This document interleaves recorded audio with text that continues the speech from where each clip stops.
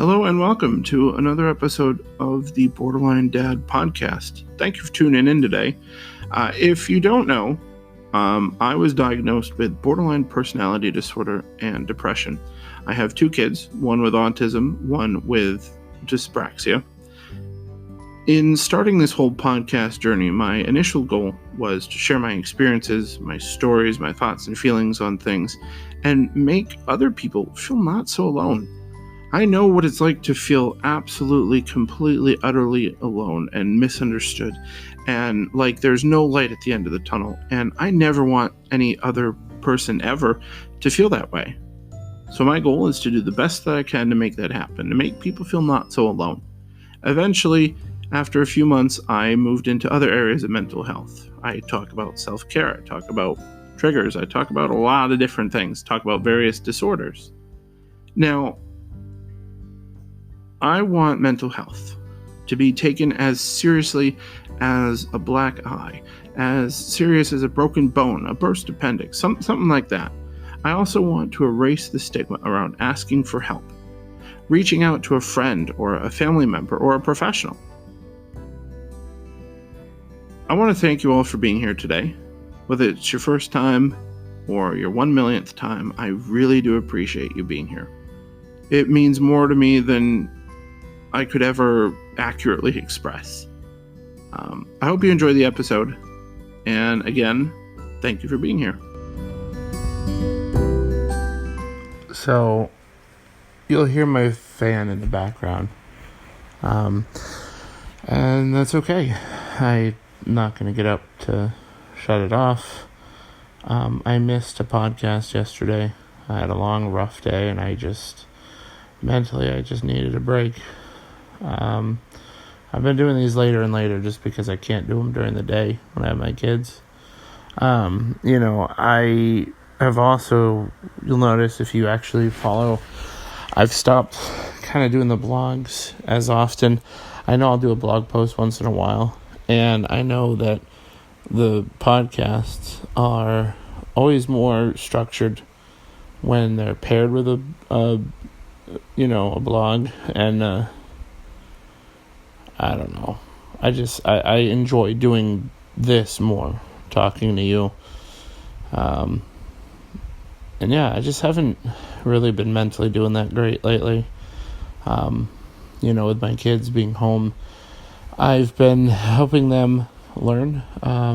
We have these take-home packets. We've been working on it a little bit each day. We have a period for learning, and then, which, we don't spend more than half hour to an hour a day because I want to enjoy this time with the kids. Normally in time off, I would take them to the park or to an indoor play place, but everything is closed. The recommendations are to not go to parks. We can't even have play dates. Stuff is really messy right now. Today, I got to get out of the house, work for a bit, and I don't know, felt good. Felt good. After my kids went to bed, I did a little bit of self-care. I indulged in video games, had some M&Ms, which I know not part of my diet, but self-care is all about doing things that make you feel good, within reason, obviously. And I don't know, I've just been struggling mentally, with the kids being home, with everything going on around the world. Everyone's in a panic. Everyone's just, it's not good. But I want to talk about, I don't want to just talk about, what's going on in the world and what's going on in my head. I have a topic for today, and obviously it's toxic people, toxic people. These can be friends, family, coworkers. They can be neighbors. They could be anybody. I have talked a little bit about toxicity in the past, but we have I have a whole chunk of family that I don't talk to and that most of my family doesn't talk to, because at one point we realized how toxic they really are. And I'm not going to go into detail. I'm not going to share affiliation or what their relation to us is, but it's a whole family that we just cut off. And they've tried reconnecting. They've tried, like they sent me a Christmas card, like a family Christmas card, which is always a nice thought, but these people live for drama.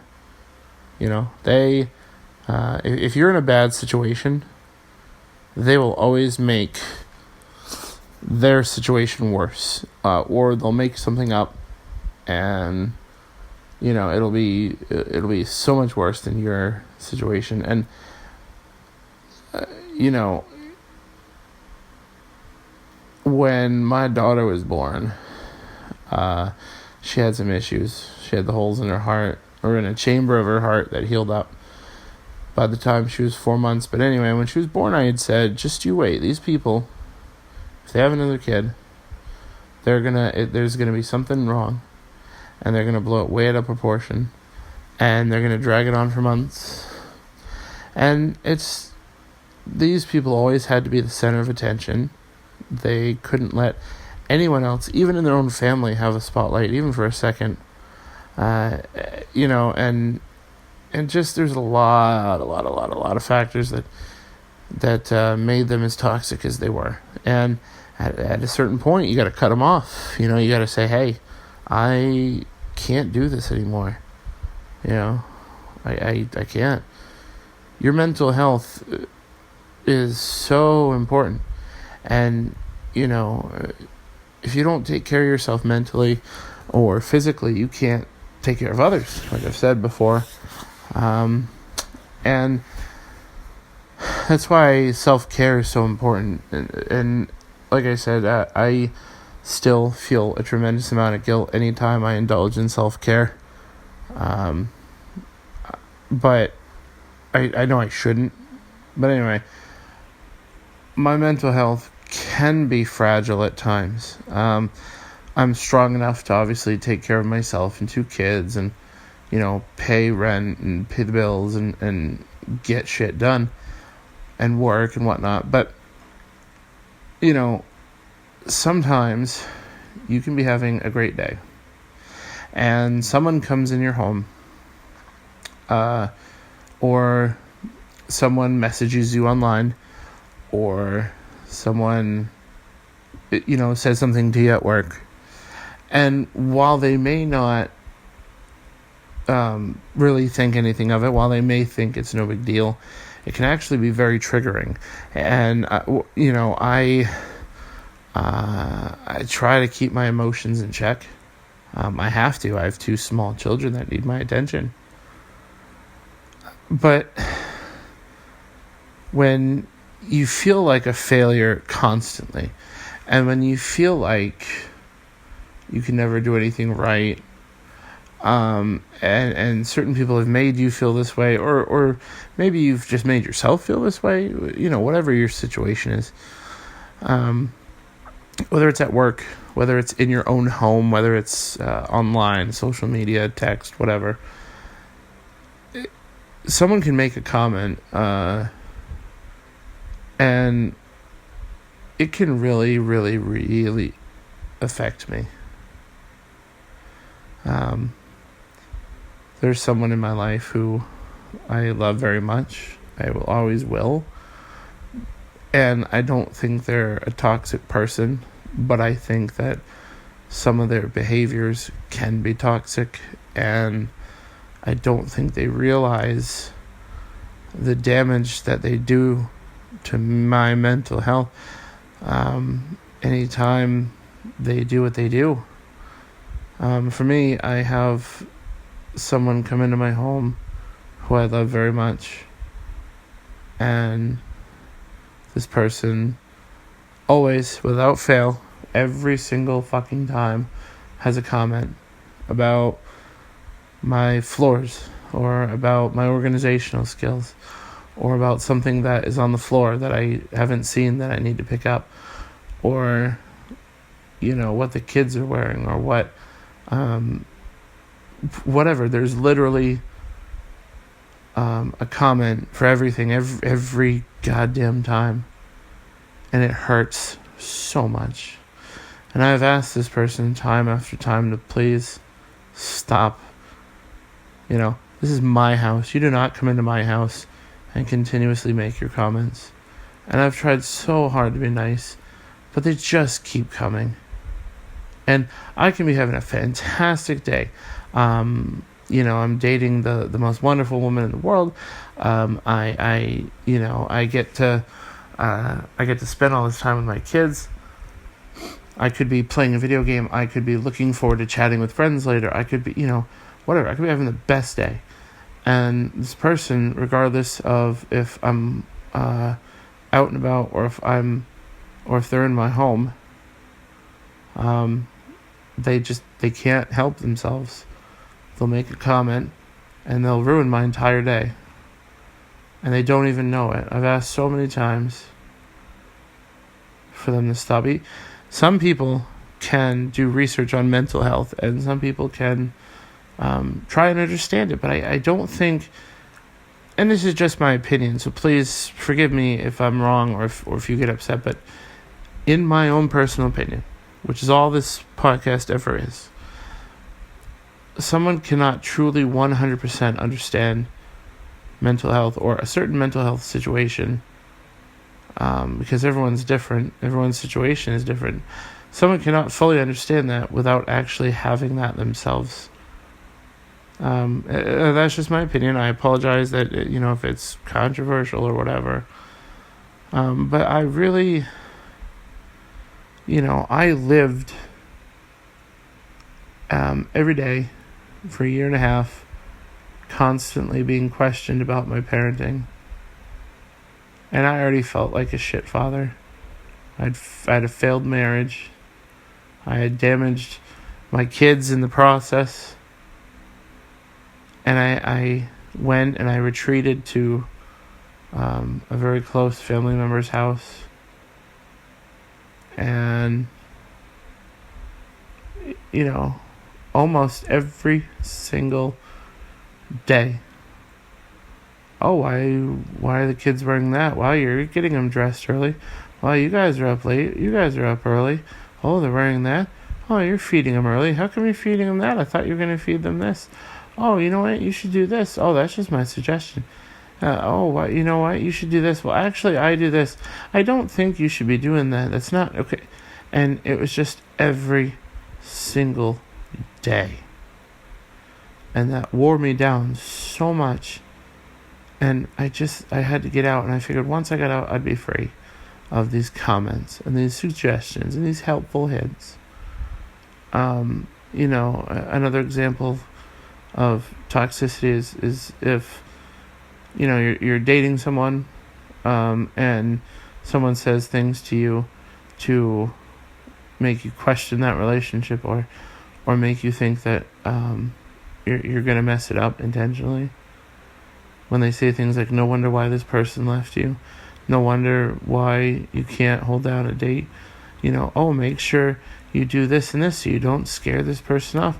Oh, I don't know. I don't think she's going to like this, and that. Like she knows the person, And I could go on forever, but I can't. I don't want to.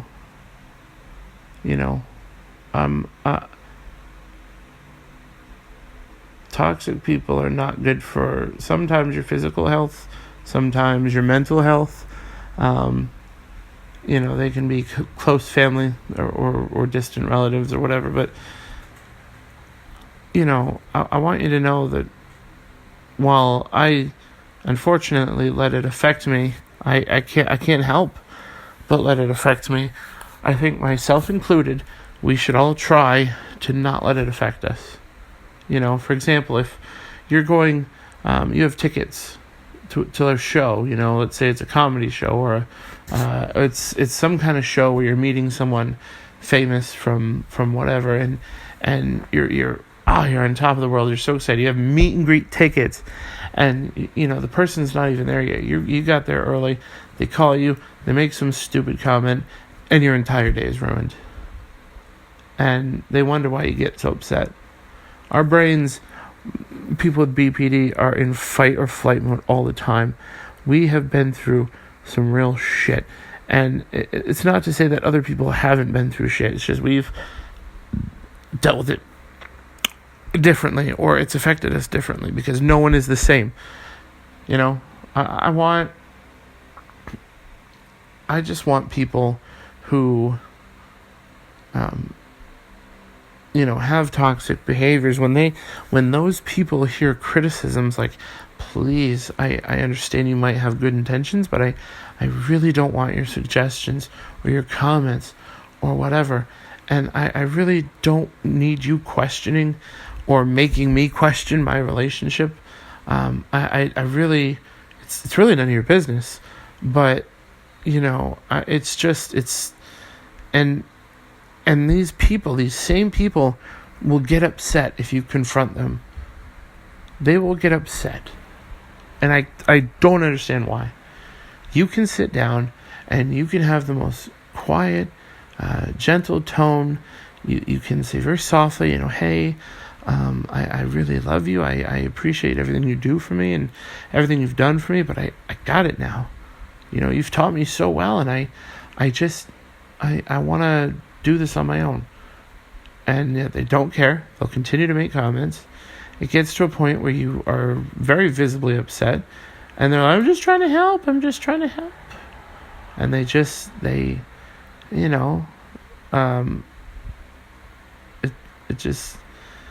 that's one example of toxicity. And other examples are like, you have someone who is just a jerk for no reason. You got a coworker, or a family member, or a friend even, who always seems to have a chip on their shoulder. They always try to, make themselves seem like, to others that they're constantly going through something. They're always kind of angry for no reason. Or maybe there is a reason, we just don't know, or we don't understand, You have toxic behaviors like, people who just won't listen to you when you try to tell them something. It could be something major, I got lucky with my friends. Like when my ex was pregnant, but like before I had kids, we would go over to someone's house who smokes, and they would be so respectful, and they would ask, do you want me to leave the room? Or they would just do it, those are nice people. A toxic person would be someone who doesn't give a shit, who tells you to fucking relax, or whatever, smokes in front of you, disregards, what you're feeling. Toxicity can be completely disregarding your feelings, either not thinking about them or not caring about them. If you're at work and you have a coworker or a boss who is either always, not doing what they're supposed to be doing especially for someone in their position, but if you have like a coworker or a boss and they tell you every day that you're horrible, that your best isn't good enough, that they prefer another person over you, that's toxic. Get out of there. There's toxic relationships where one person, if you're married or engaged or just dating, and you have one partner who takes care of the kids, unloads groceries, or changes all the dieties. I call them dieties, not diapers, but I like it. I don't know. But anyway, you have someone who cooks, cleans, and changes the kids, gives them baths, brushes their teeth, which for my kids is my son can do it okay, but my daughter is a whole nother challenge. You know, and then you have someone who is toxic in that relationship, and that person can be someone who never helps out, or helps out with a catch, you know, with intentions of doing something later, you know, maybe someone who's selfish in the relationship, you know, who spends all their time at the bar or with a friend or anywhere but home with you, if you have a child, anywhere but with you and the child, you know. Obviously physical abuse, mental abuse is extremely toxic as well, you know. Don't be controlling. Being someone who's like controlling is incredibly toxic. You know, text me where you are, who's your friend, how long have you known them, let me read your text messages. Someone who invades your privacy is very toxic. And you know, I could go on forever about all the different types of toxicity and toxic people, but dealing with them can be incredibly difficult, especially when they're direct family, when they're a mother or a father or a brother, sister, you know, whatever. People who have an abusive spouse, an extremely toxic spouse, sometimes those situations can be incredibly hard to get out of. And if there's any way you can get help, do it. You know, I encourage you to get help. And it's not easy. And the people that don't get help, the people that are unable to escape the toxic person or the toxic lifestyle, which, you know, toxic lifestyle is a whole other thing. Like, people who can't escape, it never ends well for them. A lot of what I've said in this episode and in past episodes is all easier said than done, of course. But you gotta at least try. You know, the way I see it, or the example I would like to use is, if you met someone and you fell in love, it was like love at first sight. You didn't believe in love at first sight until you met this person. You could see having a whole life with them. But you're afraid that, you know, if you ask them out, they'll reject you, make fun of you. But there's also a possibility that they could totally fall in love with you too. You could start off as friends, or just start dating, I don't know, but you're never going to know whether that person wants to date you or hang out with you, or if they want to reject you. You're never going to know unless you ask, unless you go for it, unless you get yourself out of that kind of, I call it a rut. You know, I've felt that it was a rut, so that's kind of how I describe it. I mean, other people probably describe it much differently, but I've never been one who's good at describing things. You know, a toxic person can be, you know, that coworker, that snobby coworker that's always got not just a chip on their shoulder, but they're always trying to one up you. One uppers are toxic people. You know, I saved a baby kitty. Oh yeah, well, I saved 3 baby kitties and a dog. Like those people, you know. You know, people who are selfish. And it can be parents, it could be brothers, it could be sisters, it could be spouses, ex-spouses, you know, people who, you know, like I've often thought of my ex as toxic because of how she went about the split and the divorce, which I won't go into, but, you know, it wasn't pretty. You know, it's hard to fight that and combat that and deal with it, but regardless of your relationship to them, whether they're a coworker, a family member, a partner, you know, whatever, you gotta separate yourself, because like when this toxic family I was talking about earlier, before we had cut them off, every day was, oh, what are they posting about now? What are they saying now? And it was it was almost always like a similar situation to yours, but obviously a lot worse. They would put themselves in impossible situations, saying, "Oh, they were texting, and you know, they were walking down the sidewalk, and all of a sudden a car flew out of nowhere and almost hit them, but they managed to dodge out of the way, and there was a big explosion, but they weren't hurt. Obviously, that's just an example, but you know, they would always create these big elaborate things, and you know, it got to a point where it was so dumb, and it was so offensive. They would post the most stupid, offensive things, and it's not like I'm someone who gets offended easily, you know, but they would just not care. They would just not care about things that affected their own family. You know, they were the type of person to complain about someone posting a pink ribbon for, you know, breast cancer awareness, or any ribbon for any kind of awareness. They would complain. They, you know, and that's the kind of petty people they were. I'm sure they still are. I just don't talk to them anymore.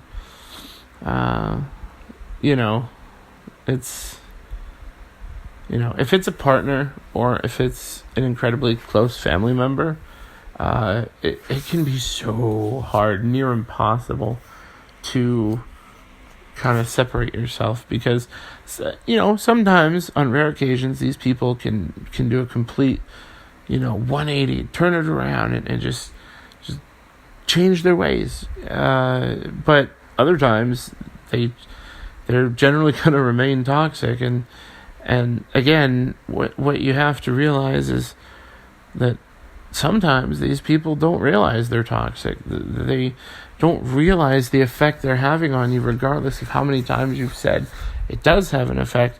Maybe they don't fully understand it, and I wouldn't expect them to understand. You know, I totally get it. It would be like someone I know has a terminal illness. Well, I can't say I know what you're going through. You know, I can try and sympathize, but I just, you know, I can't ever be like, oh, I know what you're going through. Or like when my brother died, I can't go to my dad or my ex-stepmom, and I can't say things like, oh, you know, hey, I totally understand what you're going through. You know, I don't know. It can be very hard, but very worth it to separate yourself from negativity.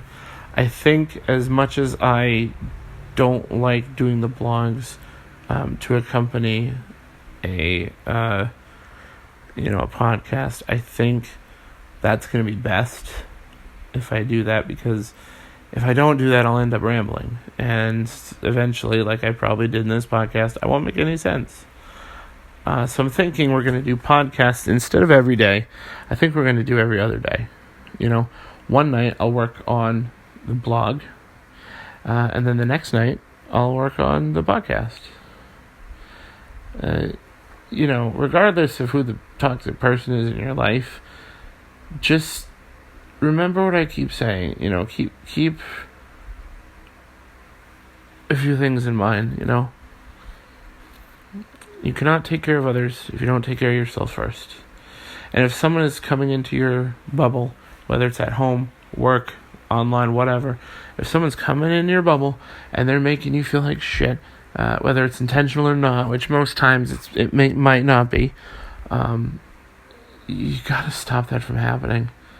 You know, you gotta stop that person from making that comment, or, you know, just acting out.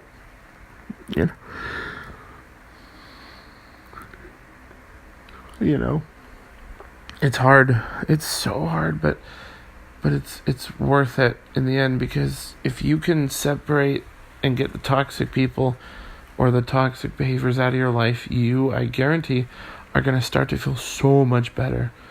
You know, when we cut this family off, I mean, as relieved as I did feel kind of weird about it. Not guilty, but weird. We just exiled the whole family.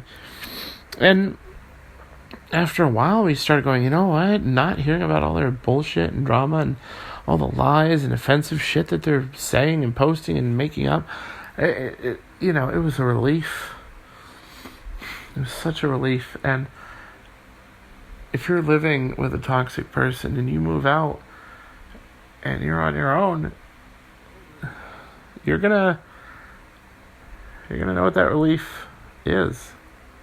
You're gonna experience that relief. You're gonna know what it's like to not have that cloud over your head constantly.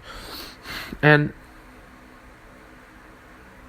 like I say in almost every podcast, I am here for you. Whether you choose to take advantage of it or not, I'll always be here, listening. No judgment. No bad juju. No bad thoughts. No. I'm here to listen. If I have a suggestion, if I can think of one, I will happily share it with you. I want you to email me at BorderlineDad@yahoo.com because I want to communicate with you. Because I understand that sometimes I can ramble. I understand that some of the things that I suggest or talk about are way easier said than done.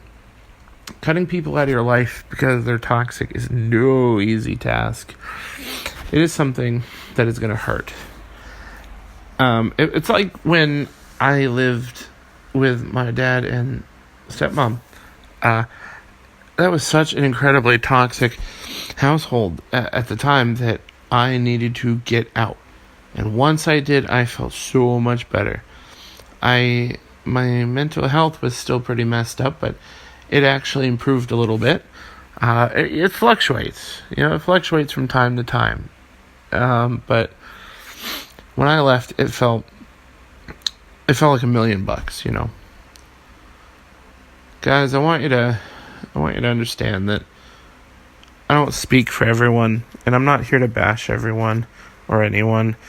All I'm doing is speaking my truth from my perspective.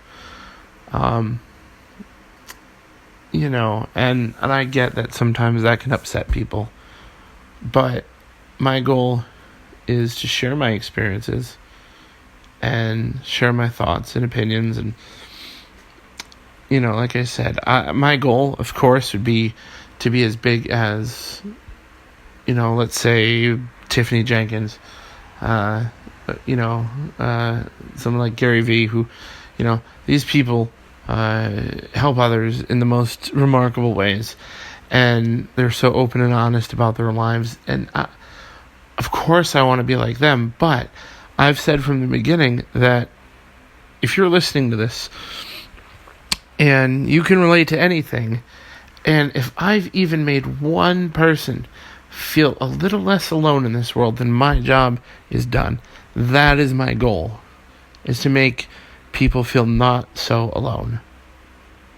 I share my experiences regardless of how iffy they are, because I want someone to listen to it and go, oh shit, this guy knows what I'm talking about. He knows how I feel, So, I love you guys. Like always, I want to thank you for listening. I'm sorry for the poor audio today. It's probably going to be choppy again. It's probably going to be noisy if you can hear me at all. If I've been cut off for any part of this, I apologize. I don't have any equipment, I just use my phone. So if my finger's covering up the mic, or if there's noise in the background, then that's that. So, I hope you enjoyed today's episode. I really do. Reach out to me, like I said. Leave a comment, like, share, email, whatever you want.